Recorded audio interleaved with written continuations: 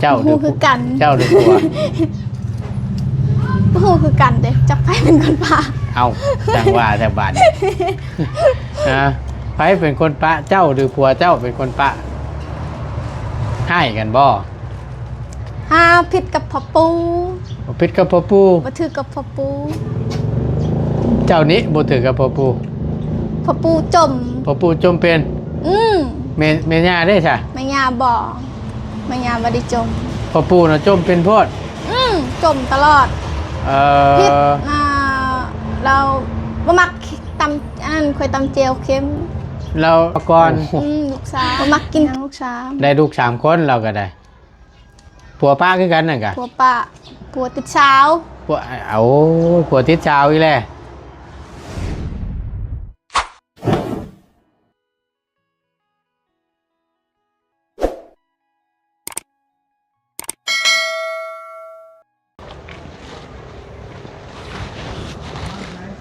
ก่อนอื่นพี่น้องกราบทักทายสบายดีและสวัสดีเด้อพี่น้องสบายดีกัน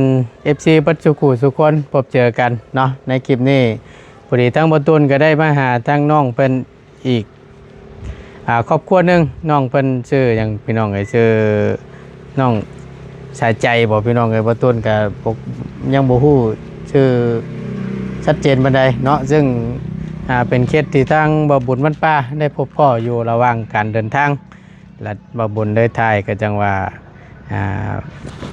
ได้ตามความมาเบิ่งเงินชั้นล้านแป้นกับซีเมนต์หลังนี่แหละพี่น้องเนาะอันนี้ก็สิเป็นมูลมั่งที่พ่อแม่ได้สร้างไว้ให้บ่พี่น้องไงจึงว่าน้องเพิ่นก็เป็นแม่ห้างว่าซั่นถึกผัวปะบ่หรือว่าเพิ่นปะแต่ทางบ่ตุนก็ยังบ่แน่ใจว่าไผปะเนาะแต่ทางนี้และทางนั้นบ่ตุนสิพาพี่พาน้องเข้าไปถามข่าวๆเพิ่นก่อนเนาะพี่น้องเนาะที่แน่ๆนะเพิ่นบ่มีผัวว่าซั่นเดี๋ยวไปเบิ่งน้ำกันพี่น้องเอ้ยเนาะในการเป็นอยู่ของเพิ่นก็อันนี้นี่สิเป็นเฮือนเพิ่นเด้ตามเบิ่งแต่ว่ามันก็เป็นเฮือนปูนเนาะเป็นเฮือนปูนแล้วก็อยู่นำกันบ่ว่ามีจักคนแหละญาติพี่น้องเพิ่นสบายดีโอ้ยเนาะแซ่บบ่ครับแอมบ่ลูกชายบ่ล่ะโอเคพี่น้องเอ้ยเอาเนาะขออนุญาต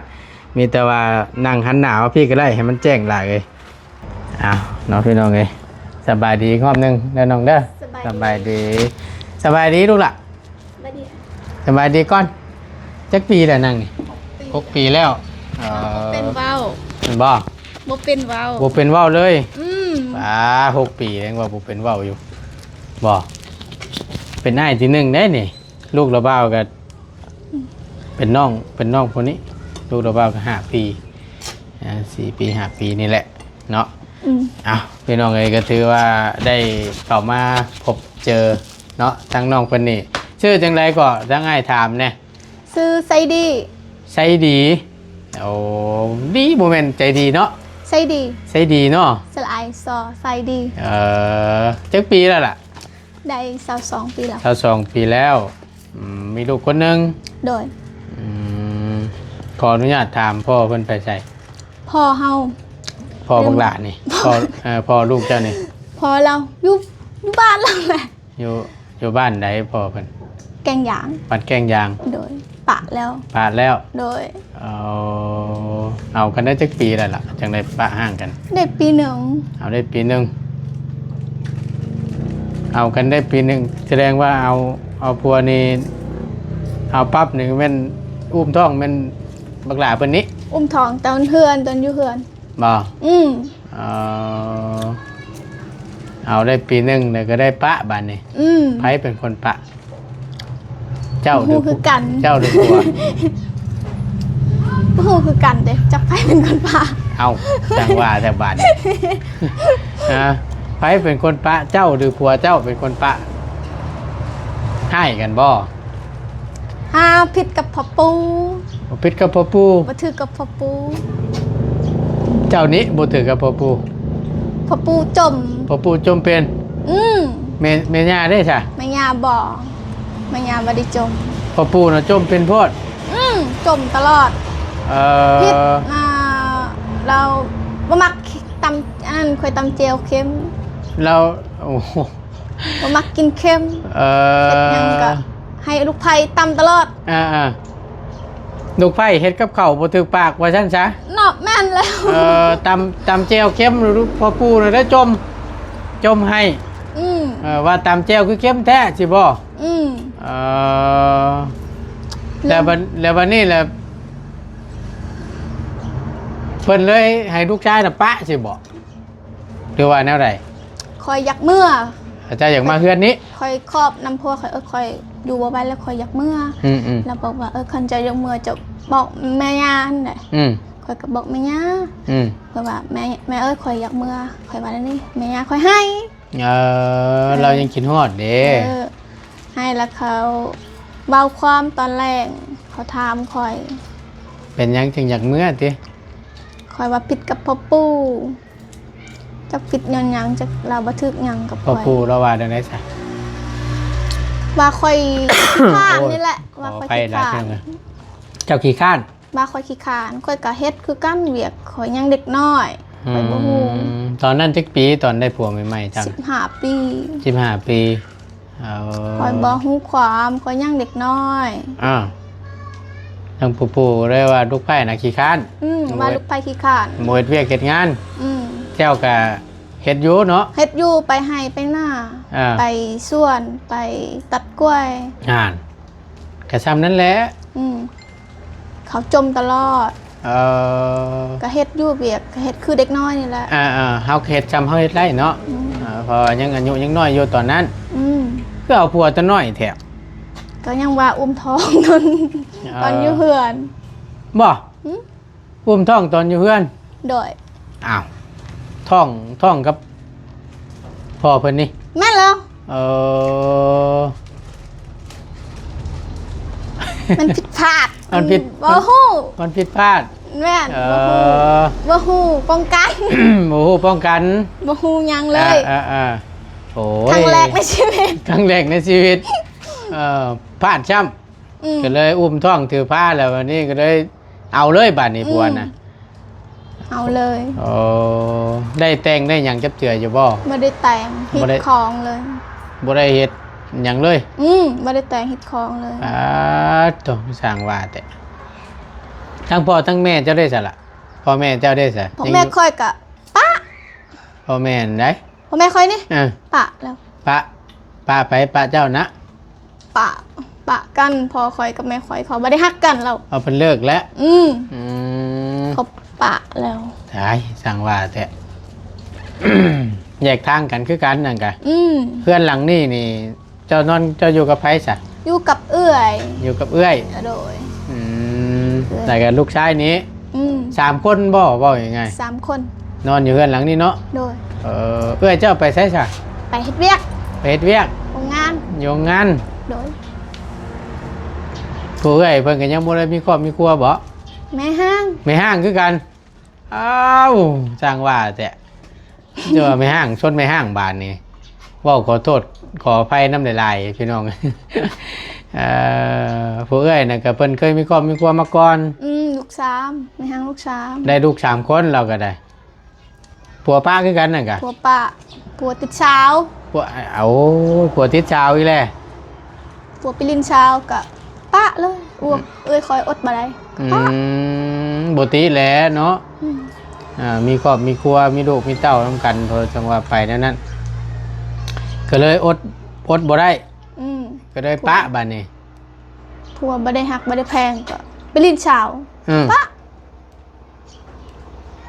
ลูก3 คนก็อยู่น้ำพ่อแล้วเพิ่นบ่ได้มานำบ่คือสิใหญ่บ่แล้วลูกสาวใหญ่เป็นบ่าวเป็นสาวเบิดแล้วทักแน่ดีฉันพี่น้องเอ้ยเนาะแต่ส่วนตัวน้องนี่ก็บ่ได้เฮ็ดเวียกหยังบ่มื้อปัจจุบันนี่อยากเฮ็ดอยู่แต่จีนบ่ได้รับอยู่โรงงานนะโดยไป 2-3 เทื่อแล้วบ่รับเลยเพราะเหตุใดนะเฮ็ด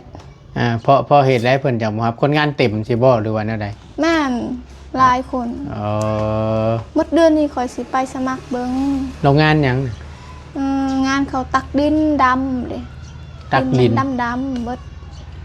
เอา โรงงานอันเขาตีหินเด้ ตีหิน ทุบหิน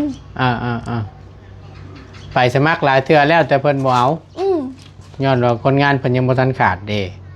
เขาบ่ได้ออก คนงานเพิ่นเต็มนะเพิ่นก็ยัง ทุกมื้อนี่ก็กินแต่ข้าวเอ้ยเฮาสู้เฮาก็บ่มีเลย เพื่อเจ้าบ่เฮ็ดอยู่โรงงานนั่นน่ะ เอ้ยข่อยบ่ได้เฮ็ดเดียวโรงงานข่อยบ่ได้เฮ็ดเราเฮ็ดบนอันนั้นตอนหน้าเวียงค่ำ ตัวหน้าเวียงคำ บนเบื้องนั้น โรงงานบ่น่ะ โรงงาน เอามีแต่เอื้อยนี้เนาะเป็นเสาหลักเนาะตั้ง ข่อย เจ้า ก็เกรงใจอยู่กับเอ้ยมีแต่เอ้ยซื้อข้าวให้กินเกรงใจอยู่ เกลือมักพริกปิ้งนัว เกลือปิ้งนัวก็เอ้ยซื้อค่าน้ำค่าไฟก็เอ้ยซื้อเอ้ยออกเบิดข่อยก็บ่มีจักกิบ จังแน่ดีซะเนาะ มีแต่เฮือนหลังไงแหละอยู่ อันนี้ก็เฮือนหลังนี่ก็พ่อแม่สร้างให้ตั้งแต่เพิ่นยังบ่ทันได้เลิกกันพุ่นเนาะ แม่นบ่ พ่อกับแม่ข่อยยังไม่ได้เลิก บัดนี้ล่ะเพิ่นนั่นแหละแยกทางกันอยู่เนาะแม่เจ้านี่ก็ไปสร้างครอบครัวใหม่เพิ่นบ่อยู่เฮือนผัวบ่ ปะแล้ว นั่นแหละจังหวะน่ะ ปะก็เราไปเฮ็ดเวียกอยู่เวียงหาเงินอยู่เวียง ตอนนี้บ่เราอยู่บันสกี แม่เจ้านะ โดย อยู่บ้านสกี อันนี้บ้านไปใส่บ้านพ่อเจะบ่นี่อ่า บ้านห้วยลัว บ้านห้วยลัวพ่อจะเล่นฉันละ พอคอยบ่เมื่อบาน อยู่ใส่แล้วอยู่ใส่ พอคอยบ่ปกติ บ่ปกติ พอ อยา เจ้า กอยากเมื่อ พ่อเจ้าเป็นหยัง มันเสพยาอะไรก็เป็นบ้าเนอะนี่ บ่ อืม ว้าวช่างว่าแต่บัดนี้ เสพยาพอคอย พัวพันในสิ่งที่มันบ่ดีว่าซั่นจ้ะ อืม ก็เลยสติสตังค์เลย บ่ปกติหลายคนเป็นแนวนี้เบิด บอกว่า มีเฮือนอยู่ก็บ่อยากอยู่ ไป มันไปต่อเลยไปรี่อยู่ป่าจัก ไปเรื่อย ยู่ ไปเรื่อย ไปเรื่อย เด้อเพราะว่าอยู่ใส่เนาะพี่น้องเอ้ยเกี่ยวกับสิ่งที่มันบ่ดีนี่กับโต ๆคือคนเรือนข้างล่างนั่นก็คือกันพ่อแม่เราก็ติดคุกลักมัดเครื่องของคนเวียดอันขายหมักนัดเราลัก บ่ เอ้อ ปาตะ เฮือนหลังใหญ่เฮือนแป้นก็มีก็บ่อยากอยู่ หลังใหญ่ ไปนอนอยู่แคมป์ห้วย หลังใหญ่ๆงามเฮือนแป้นนั่นบ่ เเฮือนแป้นหลังเก่าๆมันเก่าแล้วบ่มีคนอยู่พ่อแม่เราเขาถึกจับเด้เลาะลักนั่นลักนี่กลางคืนบ่ได้นอนเฮาก็ระวังยากแล้วนี่เนาะ เครื่องคองเอาไว้ในหมด ไว้อยู่นอกนี่แล้ว เอาไว้อยู่นอกมันลักเฮาบ่ได้อยู่เฮือนบางทีเฮาไปหากินเฮาล็อกเบิดประตูเฮือนโอ้ยพี่น้อง เกลือเป็นนัวมันก็ลักหม้อนึ่งข้าวมันก็ลัก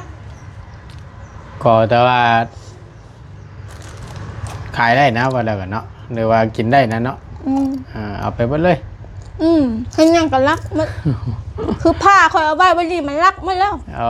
ผ้าคอยสิตัดพื้นก็บ่มี สายแสดงว่าแต่นี่พี่น้องเนาะ หลับๆล่อๆมื้อวานนี่มันลักกินหมักนัดเด็ด ก็ยังหัวเลย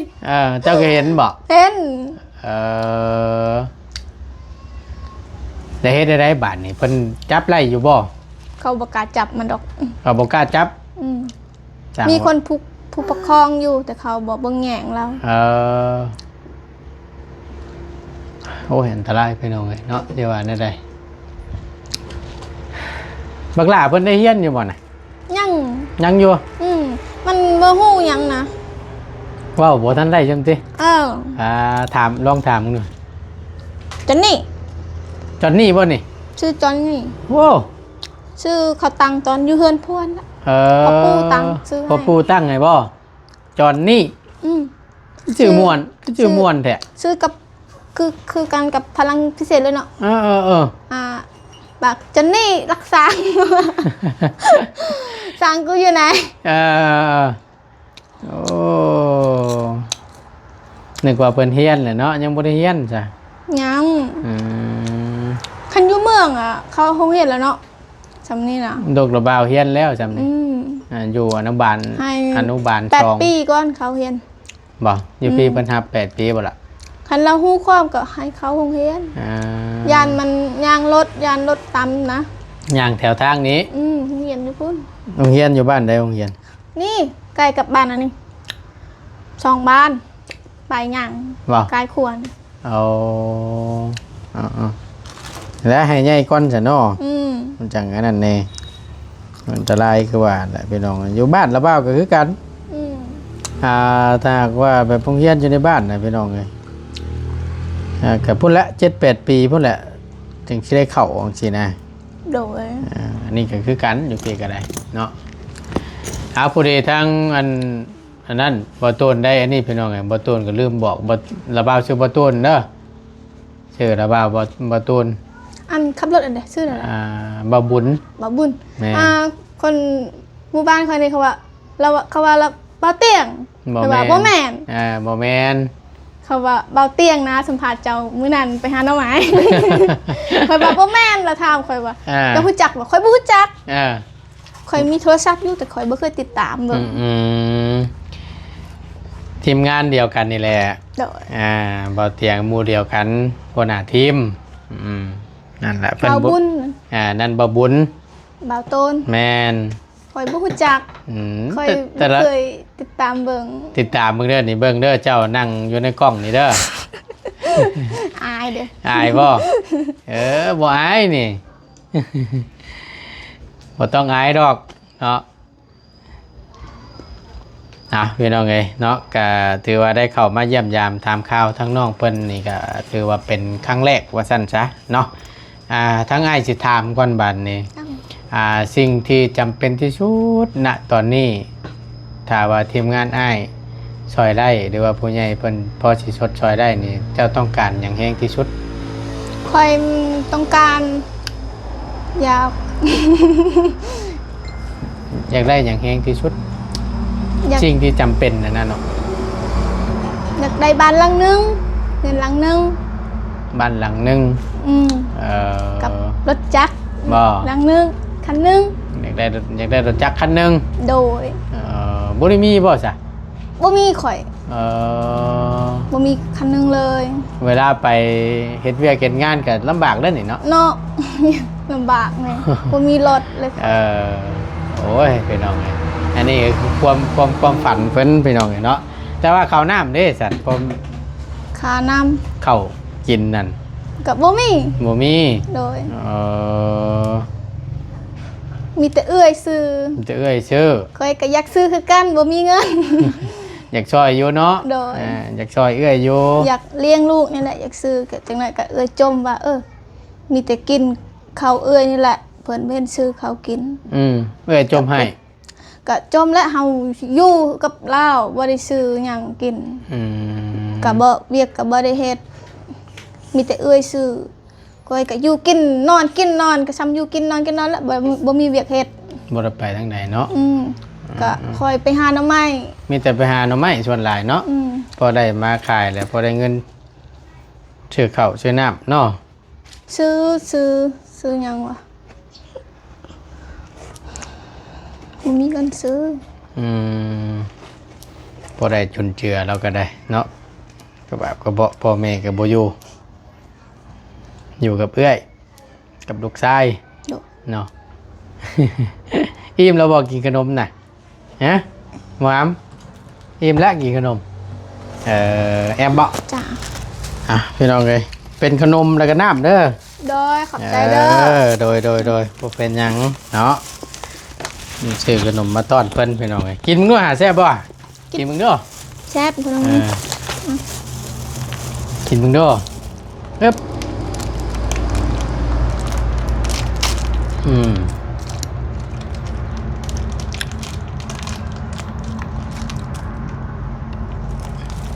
ยายทำนี่ก็เป็นว่าว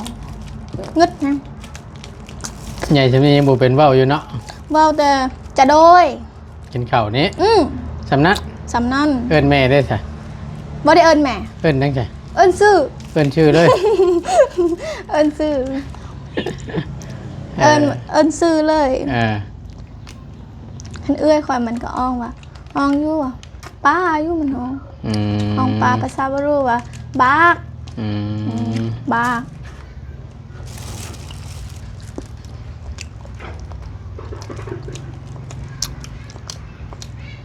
คิด โอ้ยเป็นเอาไงแดงว่าพ่อเพิ่นป้าไปกันนี่ก็หลายปีแล้วเนาะตั้งแต่เพิ่นได้นั่นบ่ปีหนึงบ่ปัวปะปีหนึ่งแล้วก็เลี้ยงเดียวมาเลยบาดนี้ เลี้ยงเดียว สู่ชนนี่เราก็ได้พี่น้องไงแต่ละตัวเนาะ แซ่บบ่แซ่บบ่ ตอนคอยปะกับพัวคอยทุกห่าง บ่ล่ะ ก็คิดว่าคอยตอนคอยปะในคอยชิอยู่ดีมีแหงอยู่ปัดปะกับเราบ่สบายอีกเจ็บไปผ่าตัดอยู่เมืองเซโปนผ่าตัด เป็นยังน่ะ เป็นก่อนเบา ก่อนเบาบนลูกเปล่าแม่แล้วเขาผ่าตัดแล้วล่ะเขาใส่ธงขี้เอาไว้บนนี้2 ปีคอยใส่2 ปีคอยเจ็บอีกเจ็บแล้วเขาไปปาดอยู่เวียดนามอีกปาดอีกหอบช่องพุ่นน่ะปาดอยู่2 ปาด2เถื่อปาดช่องเถื่ออยู่เวียดนามอยู่ดงหาใกล้แฮงไปเสียค่าใช้จ่ายเท่าใดเนาะใช้จ่ายเงินผ่าตัดบ่แม่13 ล้านเงินดงเป็นเงินกีบเฮาเท่าใดบาทเงินดงเป็นเงินกีบเฮาเด้เงินกีบบ่ฮู้จักเท่าใดถือว่าแพงเติบเลยน่ะเนาะ13 ล้านเงินดงเสียเงินหลายข่าวตอนเข้าจ่าย5 ล้านบัดเราบอกว่าให้เจ้าให้เงิน8 ล้านนี่ล่ะพอผ่าตัดเลยลูกเจ้าแล้วว่านั่นนี่เสียให้8 ล้านอีกที่เป็น13 ล้านบ่คอยกับบ่จื้อคือกันแม่นแล้ว5 บวก 8ก็ผ่าตัดอยู่เวียดอันบ่ได้เจ็บปานใดมันมีของผ่าตัดหลายชุดจะสู่ชุดจะซนเราก็ได้เนาะโอเคจังใดก็สู้ๆเด้อน้องเด้อเป็นกำลังใจให้ไว้มื้อหน้ามื้อในเดี๋ยวยังไงสิมาเยี่ยมยามใหม่เด้อโดยสบายดีเด้อสบายดีเด้อโอ้ยอยู่ที่เมียงเอาไม่อันนี้โอเคไปพี่น้องเอ้ยทั้งมาต้นก็จะได้ขอตัวตำลาก่อนเด้อพี่น้องเด้อจบคลิปปิดคลิปลงไว้เพียงสำนี้ก่อนเนาะนี่แหละสภาพเพื่อนชาติในการเป็นอยู่กับอันนี้ก็เป็นเพื่อนที่พ่อแม่เราที่ยังพุ่นแหละพี่น้องแต่ยังบ่ทันได้แยกทางจากกันเนาะแล้วก็สร้างไว้เนาะลูกอยู่พี่น้องเลยแต่ก็บ่ได้เรือยังณตอนนี้ก็เถือมูลนี่แหละเป็นเพื่อนนี่แหละไว้ให้ลูกเต้าได้ชนได้เช้าว่าซั่นเนาะพอก็ติดสารเสพติดตัวพันสิ่งที่มันบ่ดีก็ไปบ่ได้อยู่เพื่อนว่าซั่นเนาะส่วนแม่นี่ก็ไปเฮ็ดเวียกอยู่เวียงจันทน์พุ่นละน้องเพิ่นว่าเมื่อกี้นี่เนาะไปอยู่ดีมีแฮงโชคมันร่ำรวยพี่น้องขอโทษขออภัยหลายๆแต่ว่าจะบ่ม่วนหรือว่า